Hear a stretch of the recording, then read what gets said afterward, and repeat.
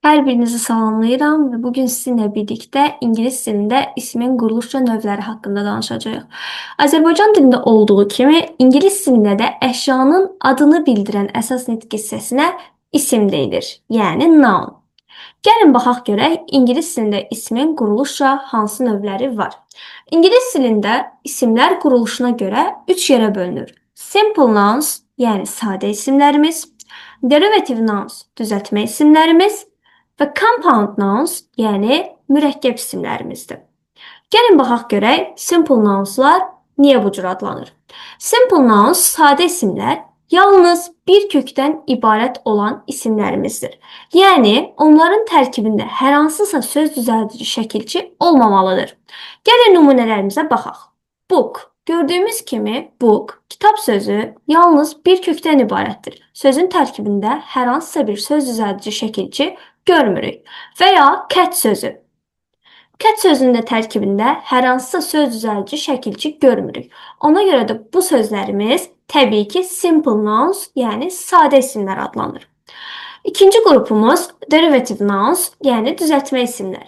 Sadə sözlərdən fərqli olaraq, düzəltmə isimlərimizin tərkibində mütləq söz düzəldici şəkilçi olmalıdır. Və ingilis dilində həmin söz düzəldici şəkilçilər iki qrupa bölünür. Prefix, yəni ön şəkilçilər, sözün önünə artırılan şəkilçilərdir. Suffikslər sözün sonuna artırılan şəkilçilərimizdir. Gəlin nümunələrə baxaq. Kingdom. Bildiyimiz kimi king sözü kral deməkdir. Dom şəkilçisini artırıb mən yeni bir söz yaratmışam. Kingdom. Child uşaq deməkdir. Sözün tərkibinə hood şəkilçisi, yəni suffiks artırmışam və uşaqlıq sözü yaratmışam. Bir sözdən yeni bir söz yaratmışam və bunun üçün də söz düzəldici şəkilçilərdən istifadə etmişəm. Göy rənglə işarələdiyim hissələr şəkilçilərdir. Dom və hood. Təbii ki, derivative noun, yəni düzəltmə isim düzəldən şəkilçilərimiz sadəcə bundan ibarət deyil. Gəlin baxaq daha çox işlənən suffiks və prefikslərimizə. Daha çox işlənən isim düzəldən şəkilçilərimiz hansılardır? Bunları daha yaxşı yadda saxlamaq üçün istəyirsinizsə, həmin şəkilçilərlə istifadə olunan sözləri yadınızda saxlayın. Məsələn, student buradakı end şəkilçidir, friendship dostluq sözündəki ship şəkilçidir. Yəni sizin üçün hansı rahatdırsa, istəsəniz şəkilçiləri əzbərləyə bilərsiniz, istəsəniz sözləri yadda saxlayaraq onların tərkibindəki şəkilçiləri də asanlıqla yadda saxlaya bilərsiniz. Məsələn, gəlin baxaq.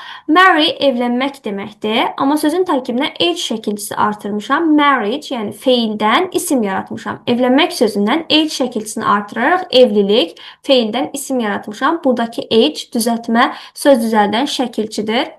Və yaxud build, build tikmək deməkdir, feildir, amma ing şəkilçisi artırmışam. Building bina deməkdir. Yenə də mən feildən isim yaratmışam. Və bu şəkilçilərimizin siyahısı çoxdur. Yəni istəsəniz sözlərlə yadda saxlayarsınız, istəsəniz şəkilçiləri bir-bir yadda saxlayarsınız, sizə necə asandırsa. Gəlin baxaq prefikslərimizə, yəni ön şəkilçilər, sözün önünə artırılan isim düzəldən şəkilçilərimizə. This, miss, in, an. For example, advantage üstünlük, fayda deməkdir və onun qarşısına dis artırmışam, ön şəkilçi. Disadvantage yeni bir söz yaratmışam, zərər, ziyan. Understanding anlaşma, anlaşılma deməkdir. Mis ön şəkilçisini artırmışam. Misunderstanding yanlış anlaşılma, bir sözdən yeni bir söz yaratmış olmuşam. Gəlin ment şəkilçisinə də baxaq. Ment özü əslində derivative noun, yəni yeni bir söz yaradan, düzəltmə söz yaradan şəkilçidir. Lakin mentin bəzi istisnaları var. Buna nə daxildir? Ment bəzən sözün tərkibində olur, amma burada şəkilçi funksiyasını daşımır. Sözün kökünə daxildir. Yəni elə sözün tərkibindədir. Burada artıq şəkilçi funksiyasına istifadə olunmayıb. Bu nə deməkdir? Gəlin baxaq sözlərimizə. Instrument alət deməkdir. Buradan mən əgər ment şəkilçisini silsəm, yəni bu əgər burada şəkilçi kimi işlənmiş olsaydı, mən menti silsəydim, yerdə qalan sözün bir mənası olmalıydı. For example, bayaq belə bir nümunəmiz var idi. Development, gəlin yazaq.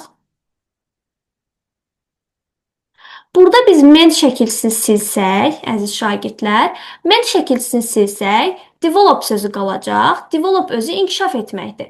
Mən görürəm ki, ment şəkilçisini siləndə yerdə qalan sözün bir mənası var. Deməli, burada ment şəkilçi funksiyasını daşıyıb. Amma instrument sözünə baxsaq, görərik ki, burada ment şəkilçisini siləndə yerdə qalan sözün heç bir mənası qalmır. Əgər mən burada şəkilçini siləndə sözün bir mənası qalmırsa, deməli ment burada şəkilçi funksiyasını daşımır. Yəni sözün özünə daxildir. Və yaxud monument sözünə baxaq. Ment şəkilçisini silsəm, əgər bu şəkilçi olsaydı, mən bunu silsəydim, sözün bir mənası qalardı. Necə ki developmentdə menti sildim, sözün bir mənası qaldı, inkişaf etmək. Amma burada biz mentləri siləndə sözün heç bir mənası qalmır. Ona görə də bu cür sözlərimizi biz düzəltmə götürə bilmərik. Düzəltmə götürməyimiz üçün şəkilçini siləndə yerdə qalan sözün bir mənası mütləq olmalıdır. Əgər mənası qalmırsa, deməli bu sözlərimiz necə isimlərdir? Təbii ki, sadə. Çünki burada ment şəkilçi funksiyasını daşımadı. Onda bu isimlərimiz adlanır simple nouns, sadə isimlər. Həmçinin sonu er ilə bitən isimlərimiz bəzən, yəni erlə bitənlərdə demişik ki, er şəkilçidir, amma hər dəfə də er şəkilçi funksiyasını daşımayacaq. Bəzən həmin sözlərin tərkibindəki er əslində sifətdir, yəni sifətin yaranmasına kömək edir. Məsəl üçün warmer daha isti, lower daha aşağı, farther daha uzaq və s.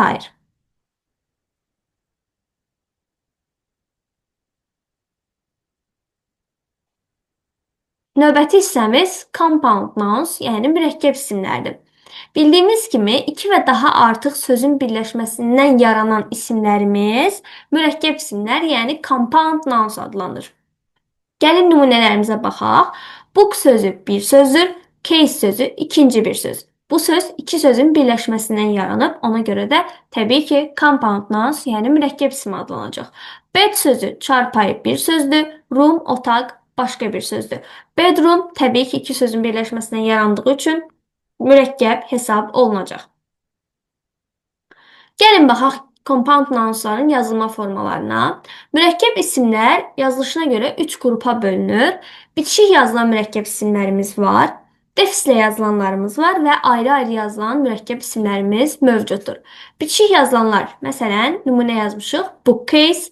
Defislə yazılanlarda əsasən söz ortasında söz önü işlənir, editor-in-chief. Ayrı yazılanlarda gördüyümüz kimi man driver, for example, kişi sürücü, woman driver, qadın sürücü və s. bu kimi ayrı yazılan mürəkkəb isimlərimiz mövcuddur. Digər bir hissəyə baxaq. Sonu man, woman sözləri ilə bitib sadə olan isimlərimiz var.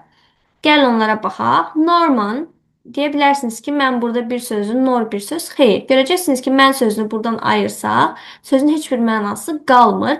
Deməli, bu cür isimlərimiz təbii ki, sadədir. Olsun roman, human, söz kökündən məni siləndə sözün heç bir mənası qalmır. Və həmçinin bir istisnamızı da qeyd edək. Ship sözünü bayaq biz, məsələn, friendship sözünün tərkibində onu biz düzəltmə söz yaradan şəkilçi kimi qeyd etmişdik. Amma bəzi sözlərdə friendship, yəni buradakı ship şəkilçi yox, mürəkkəb söz, yəni gəmi mənası verəcək. Gəlin baxaq. Warship, müharibə gəmisi. Buradakı ship şəkilçi yox, gəmi mənasını daşıyır. Müharibə gəmisi. Spaceship, fəza gəmisi. Desert ship, səhra gəmisi. Yəni ship heç də hər zaman düzəltmə isim yaradan şəkilçi deyil. Bəzən özü mürəkkəb söz yaradan ayrı bir söz kimi rol oynayır. Yəni gəmi mənasını verir. Gəlin testlərimizə baxaq. Choose a line of simple nouns. Burada təbii ki, bizdən sadə isimləri seçməyimiz tələb olunur. Biz onda necə isimləri seçməliyik? Tərkibində şəkilçi olmayan və ya iki sözdən ibarət olmayan isimlərimizi seçməliyik. Gəlin baxaq A variantına. Flower, development and capital. Biz görürük ki, burada ment şəkilçidir. Çünki develop inkişaf etmək deməkdir. Menti də artırıb biz inkişaf sözünü yaradırdıq. Ment şəkilçi olduğu üçün burada variantlar arasında verilən development sözü düzəltmə hesab olundu. Ona görə mən A variantını seçə bilmərəm. Digər B variantına baxaq. School children. Görürəm ki, iki sözün birləşməsindən yaranıb. bu sözümüz təbii ki, mürəkkəb hesab olunacaq. Ona görə B variantını da seçə bilmərəm. C variantında tree, aha, sadəcə kökdən ibarətdir. Luck, bir kökdən ibarətdir. Camp yenə də bir kökdən ibarətdir. Sözün tərkibində hər hansı bir şəkilçi yoxdur. Görürəm ki, C variantı mənə tamamilə uyğundur. D variantına baxaq. Rose sadədir. Amma hardship sözündəki ship şəkilçi funksiyasını daşıyır. Deməli, bu sözümüz təbii ki, şəkilçi olduğuna görə düzəltmədir. D variantını seçə bilməzdim. Y variantına baxaq. Onion sadədir. Singer artıq burada ev şəkilçisi olduğu üçün, butterfly da iki sözdən ibarət olduğu üçün mən Y variantını sadə isimlər kimi seçə bilməzdim. Ona görə cavabım C variantı bir kökdən ibarət olan isimlərimizdir. Ona görə də sadə hesab olunduğu üçün C variantı cavabımız doğrudur. İkinciyə baxaq. Choose a line of derivative nouns. Derivativ necə isimlər idi? Düzəltmə isimlər. Deməli, tərkibində şəkilçi olan isimlər cərgəsini seçməliyəm. A variantına baxıram. Pavement. Okey, ment şəkilçisi var, düzəltmə götürə bilərəm. Amma digər sözlərimizi görürük ki, tərkibində heç bir şəkilçi yoxdur. Ona görə bu sözlərimiz sadədir. A variantını seçə bilmirəm. Agreement, bəli, ment şəkilçisi var. Friendship tərkibində ship şəkilçisi var. Realism, bəli, tərkibində şəkilçi var. B variantı mənə uyğundur. C variantına baxıram. Send sadəcə bir sözdən ibarət olduğu üçün sadə isimdir, seçə bilmərəm. D variantında chair sadəcə bir sözdən ibarət olduğu üçün D variantını da seçə bilmərəm.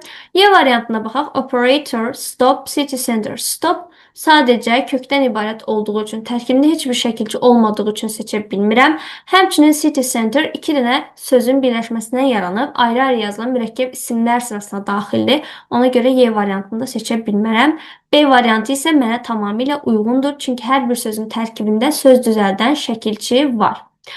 Üçüncü testimizə baxaq. Choose a pair of compound nouns. Mürəkkəb isimlər cütünü seçməliyik. Development tərkibində ment şəkilçi var. Ona görə bu düzəltmə hesab olunur. Childhood, friendship hər ikisinin tərkibində söz düzəldən şəkilçi var. İki dənə söz yox, söz düzəldən şəkilçidən ibarət olduğu üçün B variantını seçə bilmərəm. Çünki bizə iki və daha artıq sözdən birləşmiş olan isimlər lazımdır ki, mürəkkəb olsun onlar. C variantına baxıram. Building, yenə də building sözümüz şəkilçi ilə işlənib. İki dənə sözün birləşməsindən yaranmayıb. C variantını seçə bilmərəm. Handle, attraction sözün tərkibində şəkilçi görürəm, amma ikinci bir söz görmürəm. Ona görə D variantını seçə bilmərəm. Amma Y variantına diqqət etsək görərik ki, hər iki söz iki sözün birləşməsindən yaranıb.